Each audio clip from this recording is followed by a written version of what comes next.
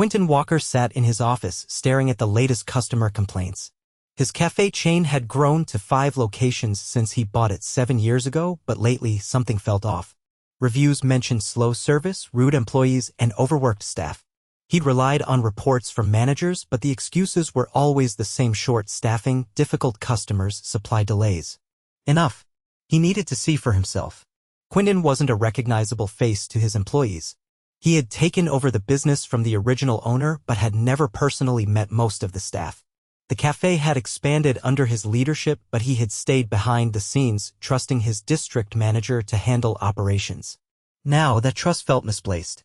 He decided to go undercover as a customer and visit each location. If the problems were as bad as people said, he needed to hear it firsthand. The next morning, he stepped into the first cafe, the largest and busiest of the 5. His disguise was simple but effective: messy brown hair, fake glasses, a scruffy hoodie, and jeans. His usual clean-shaven face was covered in light stubble. No one would connect him to the polished CEO in press releases. The cafe was packed. Customers waited in line, some shifting impatiently. The 2 baristas behind the counter moved frantically, steam fogging up the air as they poured drinks and tried to keep up. A young woman, probably in her early 20s, took orders at the register, her fingers flying across the screen. Her name tag read Lena Porter. She forced a smile, but her exhaustion was clear: dark circles under her eyes, her ponytail loose from rushing around. Quentin ordered a black coffee and stepped aside, watching. Behind the counter, a young man struggled to keep up with the espresso machine. He muttered under his breath, shaking his head as he fumbled with milk pitchers. Lena leaned over. "You okay, Matt?" Matt let out a bitter laugh. "No, I'm not okay. This place is a disaster. We're supposed to have 4 people during the morning rush, but guess what? It's just us again. And Greg," he threw a glare toward the back, "won't lift a damn finger to help." Quentin stiffened. Greg was the store manager. Lena sighed, rubbing her temple. "I know. He's probably in the office pretending he's handling inventory again." Matt slammed a cup onto the counter. "I can't keep doing this. I've worked 6 days straight, no overtime, no breaks. I asked Greg if we could hire more people and he said corporate won't approve the budget. But I checked, there are applications sitting in the back that haven't even been reviewed." He scoffed. "I swear, if one more customer yells at me because their latte took too long, I'm walking out." Quentin's stomach twisted. Lena exhaled sharply and forced another smile as she handed a coffee to a customer. Then, lowering her voice, she muttered, "I don't blame you. I cried in the bathroom yesterday. This job used to be fun. Now it's just survival." Quentin gripped his cup. He had expected to find issues, but this?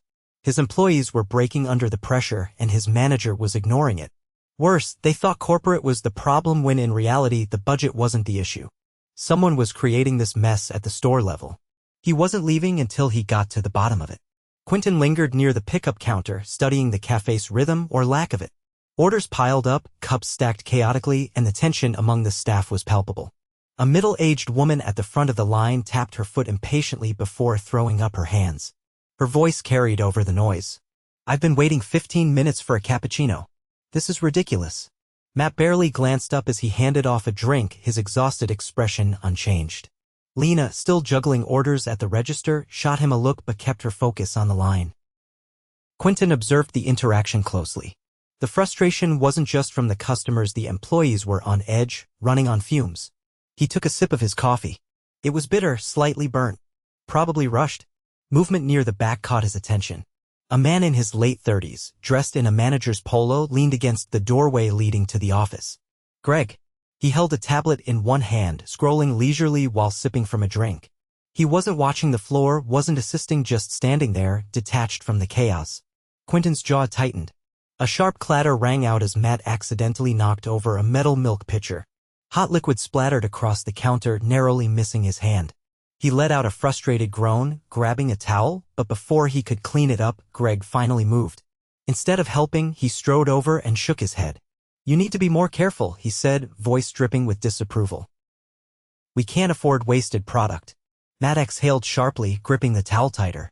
His expression was carefully controlled, but Quentin could see the tension in his shoulders. Greg didn't wait for a response before stepping back again, returning to his previous stance near the office as if his job was simply to observe rather than assist. Quentin put his cup down and walked toward the counter.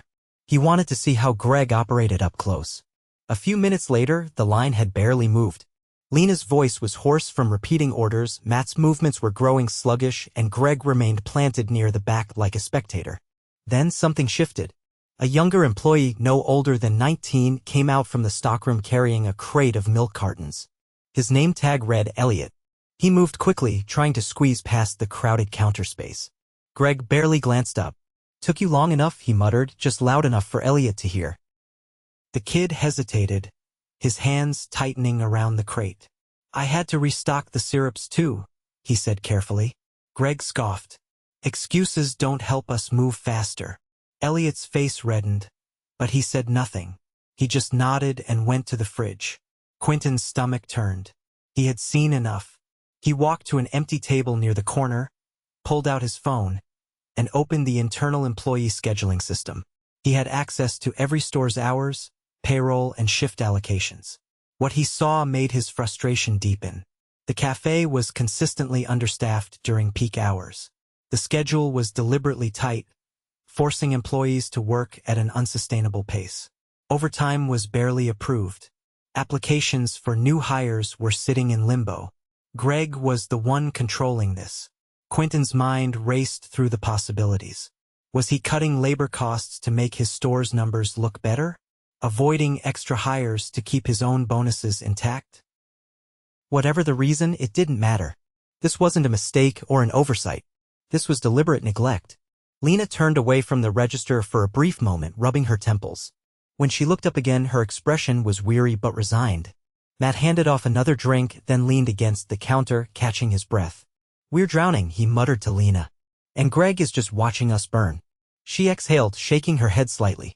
"I don't even know why I'm still trying." Quentin made his decision. He wasn't leaving until this was fixed. Quentin stood from his chair, his mind set. He walked toward the counter, stepping into the flow of customers picking up drinks. The moment Lena glanced at him, he gestured for her to come closer. She hesitated but took a step toward him between orders. He leaned in slightly. "I need to speak with your manager." Lena's expression barely shifted, though there was something guarded in her eyes. She glanced toward the back, where Greg still stood with his tablet. "He's busy," she said carefully, though they both knew that wasn't true. Quentin's gaze didn't waver. "Tell him a customer wants to talk to him." She hesitated again, then turned and called toward the back. Greg barely looked up before sighing, setting his tablet down and strolling toward the counter at an unhurried pace. As he approached, his expression was neutral, but there was a flicker of impatience in his eyes. "How can I help you?" he asked, his tone polite but distant. Quentin studied him for a moment before responding. "I've been here for 30 minutes and I've watched your staff struggle nonstop. Your team is running on fumes and you're just standing back there. Why aren't you helping?" Greg blinked, caught off guard. Then his expression smoothed into something more practiced. "We're just short-staffed today. It happens in food service. My team is trained to handle rush hours and they know what's expected of them." Quentin's jaw tightened. "What's expected of them?" "To work themselves to exhaustion while you supervise from the sidelines." Greg's posture stiffened slightly, though he forced a short chuckle. "Look, I don't know what you think you saw, but I manage the store the way corporate expects me to.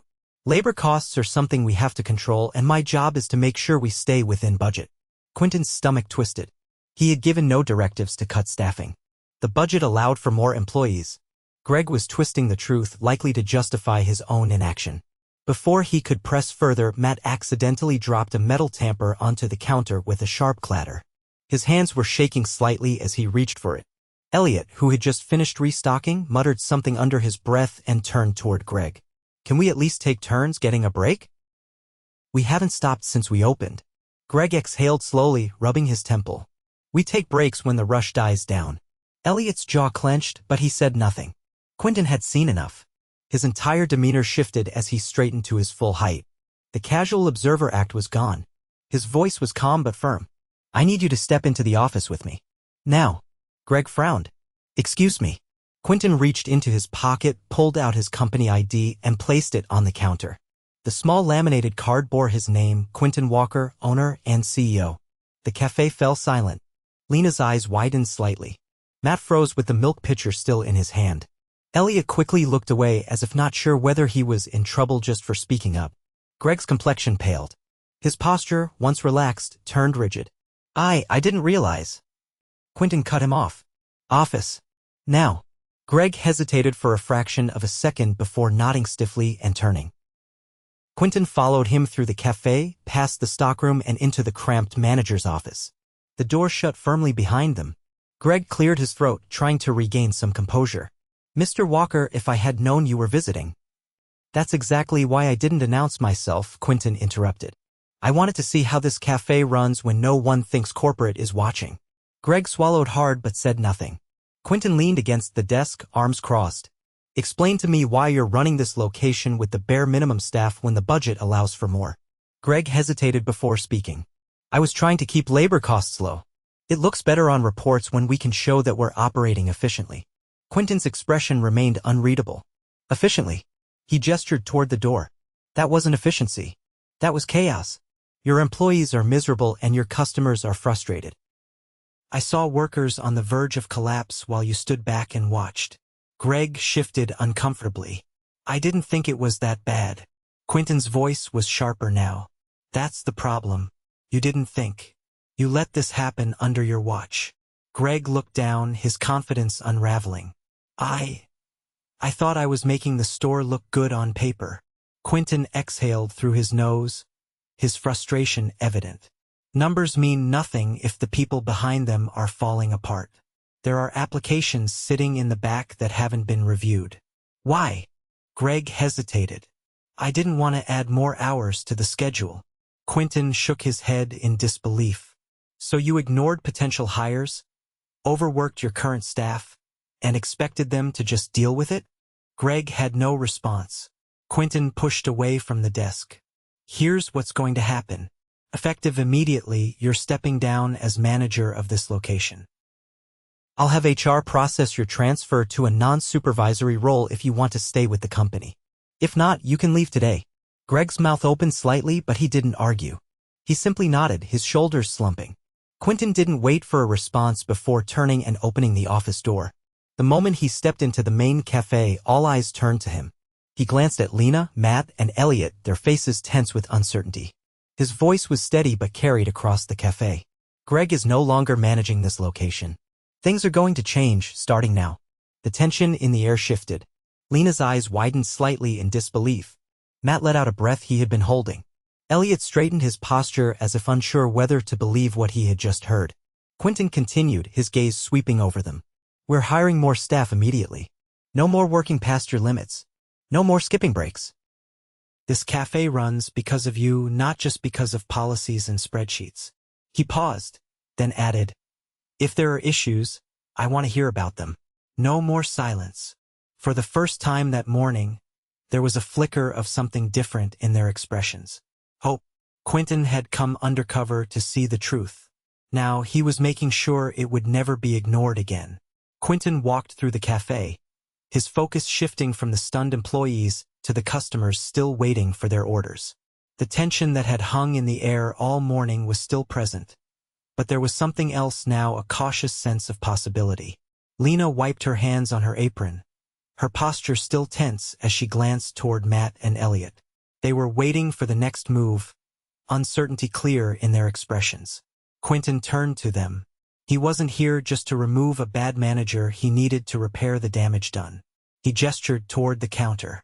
"Let's get through this rush first. Then we'll talk." Lena nodded, immediately stepping back to the register. Matt, still processing everything, took a deep breath and returned to the espresso machine.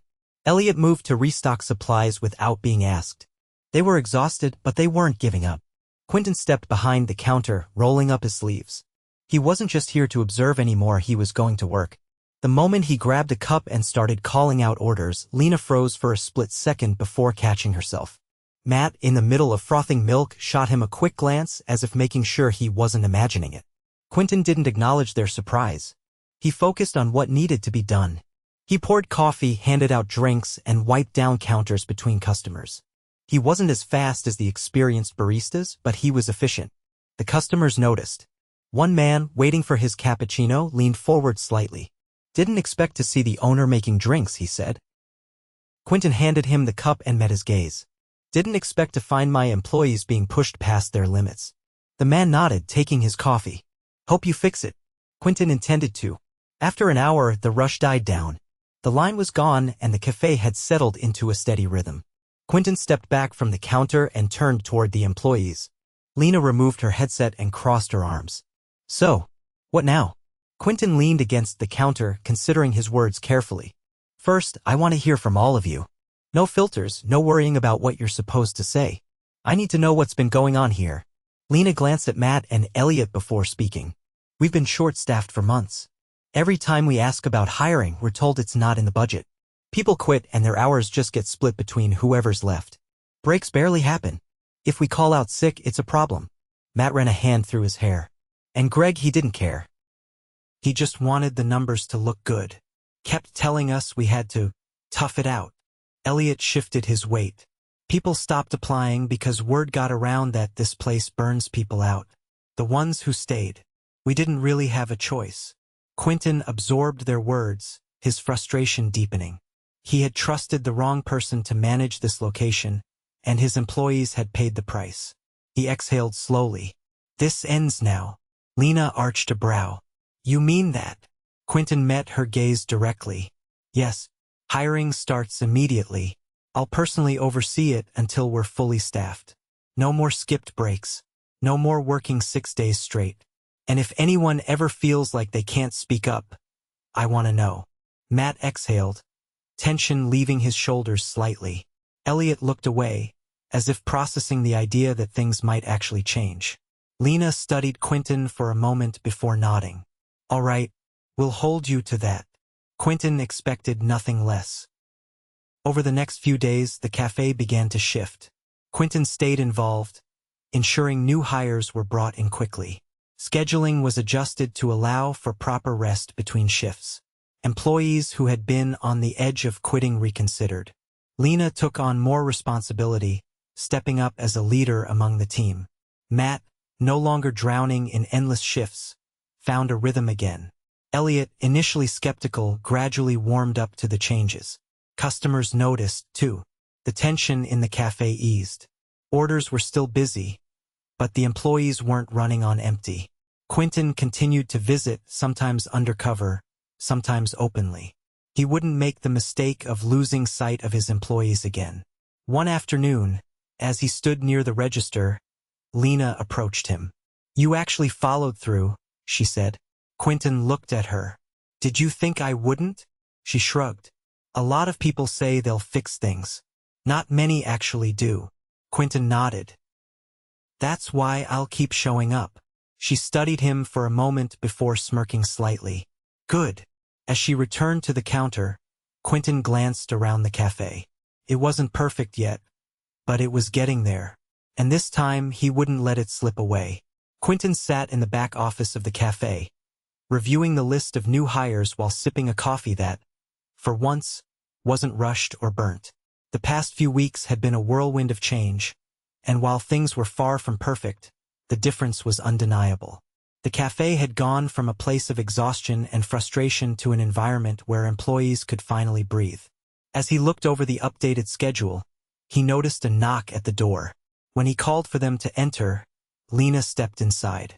She wasn't in uniform. Her shift had ended an hour ago, but she was still here, which meant she had something on her mind. She sat down across from him, crossing her arms. There was no hesitation in her expression, just determination. She told him she had been thinking about the future now that things were stabilizing. For the first time in months, she didn't feel like she was constantly drowning, which made her realize something she wanted to do more than just survive in this job. She enjoyed working in coffee, but she didn't want to remain in the same position forever. She wanted a path forward. Quentin listened carefully, considering her words. He had been so focused on fixing the immediate problems that he hadn't thought about what came next for employees like Lena, people who were invested in this place but had no clear way to grow. She asked if there were opportunities for advancement, something beyond just making drinks and taking orders. She wanted to learn more about the business side of things, maybe even move into management. But she didn't want to end up like Greg, detached and ineffective. She wanted to actually make a difference. Quentin leaned back in his chair, thinking. It was a fair question and one he hadn't prioritized before. His company had a basic system for promotions, but it was rigid and slow, often favoring people who had simply been around the longest rather than those who truly had leadership potential. He realized now that this approach wasn't working. He told Lena that if she was serious, he would personally mentor her in real management, not just scheduling shifts and tracking sales. He would teach her how to handle store operations in a way that prioritized both people and profit. She didn't hesitate before agreeing. Over the next few weeks, Quentin made good on his promise. He walked Lena through the financial side of the cafe, explaining how budgets were made, how supply orders worked, and what went into balancing labor costs without overworking employees. She absorbed everything quickly, asking sharp questions and challenging outdated processes that he hadn't even realized were inefficient. One afternoon, as they reviewed inventory reports together, Matt passed by and jokingly asked if she was getting promoted to CEO. Lena shot back that she wasn't interested in his job yet. But the more she learned, the more Quentin realized she had a natural talent for leadership. She understood the balance between efficiency and employee well-being in a way that numbers on a spreadsheet never could. One evening, after most of the staff had left, Quentin sat down with Lena and told her that if she wanted it, she could begin training as an assistant manager. She had proven herself, and he trusted her judgment. For the first time since he had started coming to the cafe regularly, he saw something in her expression that hadn't been there before: genuine excitement for what was ahead. As he locked up for the night, Quentin realized something. Fixing the cafe hadn't just been about replacing one bad manager or hiring new staff. It had been about rebuilding trust, about making sure employees knew they weren't just disposable workers scrambling to keep up with unrealistic demands. And if he wanted to keep that trust, he couldn't just be an owner who showed up when things went wrong. He had to stay involved. This wasn't just about one cafe anymore. It was about making sure every location under his company followed the same principles: respecting employees, fostering real growth, and never letting numbers take priority over people. As he stepped outside and locked the door behind him, he knew his work wasn't finished. It was just beginning.